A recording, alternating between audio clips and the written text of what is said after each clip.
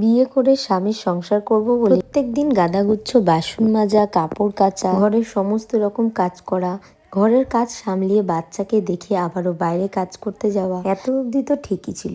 এরপর স্বামীর মাতলামো সহ্য করা, তার হাতে মার খাওয়া, এইসব কি আর মানা যায়? নমস্কার, আমি সোহিনী।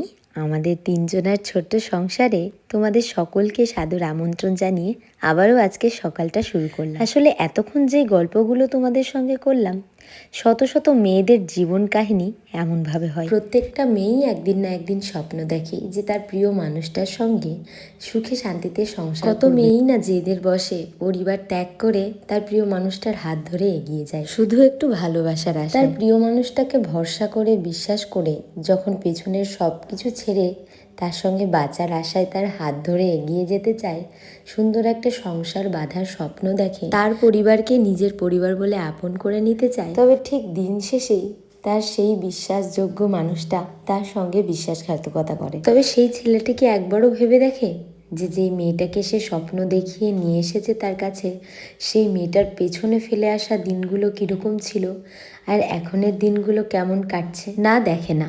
সে একবারও ভেবে দেখে না যে তার স্ত্রী কেমন আছে।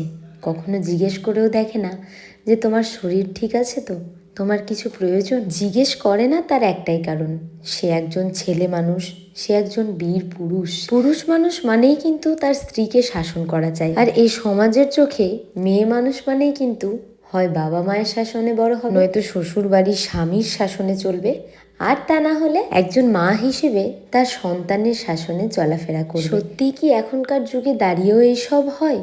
হ্যাঁ, সত্যি এইসব হয়, আজও হয় এইসব। যেসব পরিবারে এক একটা বীর পুরুষ জন্ম নেয় সেসব পরিবারেই হয়। তবে আগের থেকে এখন সমাজ অনেক বেশি উন্নত।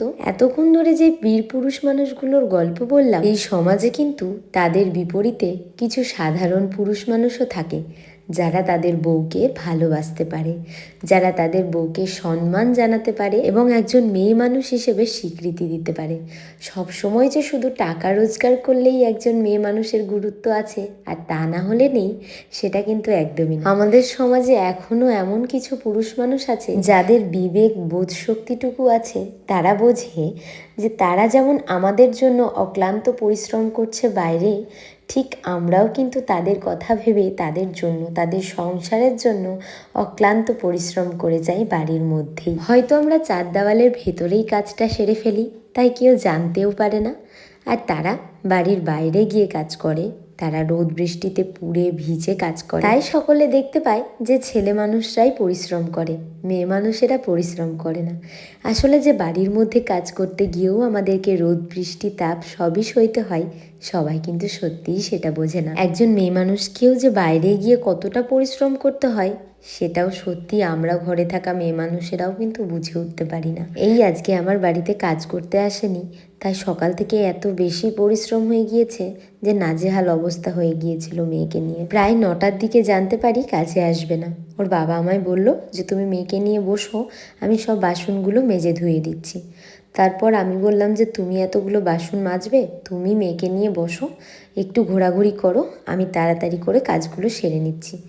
তবে বললে পরেও সত্যিই কিন্তু ভয় লাগছিল কিভাবে এতগুলো কাজ সামলাবো, কারণ মেয়ে যদি হুট করেই কোলে আসতে চাই, এই এঁঠো গায়ে কিভাবে কোলে নিব, এই ভেবেই আমি হুড়পাড় করে কাজগুলো সেরে নিচ্ছিলাম। আর কাজগুলো করতে করতেই ভাবলাম যে সত্যি মেয়েদের জীবন কতটা কঠিনও হতে পারে। এই যে যারা আমাদের বাড়িতে রান্না করতে আসে, কাজ করতে আসে, তারা সবার বাড়ির কাজ সেরে তারপর গিয়ে নিজের বাড়ির কাজ সারে, রান্না বান্না কতই না কাজ থাকে একটা সংসারে, তাই না? তারপর তো তাদেরও স্বামী সন্তান সংসার সবটাই থেকে থাকে, তাদেরকেও সামলাতে হয়। কতটা এনার্জির প্রয়োজন বলো তো এই সব কিছুটা সামলে উঠতে। দুবেলা করে মানুষের বাড়িতে কাজে আসা অনেকটা চাপের, সত্যিই অনেকটা চাপের। আর এইটা ভেবেই আজকে আমার এতগুলো কথা মনে পড়লো, যেই মেয়ে মানুষগুলো এত পরিশ্রম করে, এত খাটাখাটনি করে, আর ভালোবাসার বদলে দিন শেষে স্বামীর হাতে নির্যাতিত হতে হয়। কতটা খারাপ লাগে বলো তো। হয়তো মুখে বলতে পারে না কাউকেই, কিন্তু সত্যি কতটা কষ্ট চেপে ধরে রেখে রাতটা পার করে আবার সেই সকাল থেকে শুরু হয়ে যায় তাদের যুদ্ধ লড়াই। মেয়ের বাবা আমাকে সবসময় একটা কথা বলে যে জানো তো, যখন তোমার মন খারাপ করবে, যখন তোমার মনে হবে যে আমি এই ড্রেসটা কিনে ভুল করে ফেলেছি, এর থেকে আরেকটু ভালো ড্রেস কিনলে ভালো হতো, অথবা অন্য কাউকে দেখে মনে হয় যে ও কত ভালোভাবে দিন যাপন করছে, আমিও তো এইভাবে দিন যাপন করতে পারি, এই জিনিসগুলো কখনো ভাববে না। হ্যাঁ, এগিয়ে যাওয়ার স্বপ্ন অবশ্যই দেখবে, তবে কাউকে দেখে হিংসে করবে না, চেষ্টা করবে। সঙ্গে এটাও ভাববে যে আমি যেভাবে দিন যাপন করছি, কত মানুষ আছে আমার মতো করে দিন যাপন করার স্বপ্ন দেখে, আমার মতো করে বাঁচার স্বপ্ন দেখে। দেখবে ঠিক সেই মুহূর্তেই তোমার মনে হবে যে আমি কত ভালো আছি, পারতাম তো আমি এর থেকে কত খারাপ থাকতে, তবে না, সেটা তো আমার সঙ্গে হয়নি, তাই আমি ভালো আছি। আরও ভালো থাকার চেষ্টা করব সবাইকে নিয়ে। আমার ভাবতে বা বলতে একবারও লজ্জা করে না যে বিয়ের ঠিক প্রথম দিন থেকেই ওর বাবা আমাকে এক এক করে নতুন নতুন জিনিস শেখায়, প্রত্যেক দিন একটু একটু করে নতুন করে বাঁচতে শেখায়। সে আমাকে শেখায় ঘরে বসে কিভাবে মানুষ চিনতে হয়। আর হ্যাঁ, তাকে দেখে সত্যিই আমি এখন প্রায় অনেক মানুষ চিনতে শিখেছি। সত্যিই আগে বুঝতাম যে মানুষটা আমার সামনে মুখ মিষ্টি করে কথা বলছে, সে ঠিক আমার পিছনে গিয়ে আমারই দুর্নাম করছে। সত্যিই আমি তাকে পেয়ে আজ প্রাউড ফিল করি। আমার মনে থাকা কিছু কথা তোমাদের সঙ্গে শেয়ার করলাম।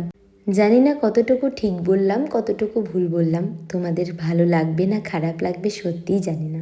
তবে যদি ভালো লেগে থাকে তাহলে অবশ্যই একটা লাইক করো, আর নতুন হয়ে থাকলে চ্যানেলটাই সাবস্ক্রাইব করে পাশে থেকো।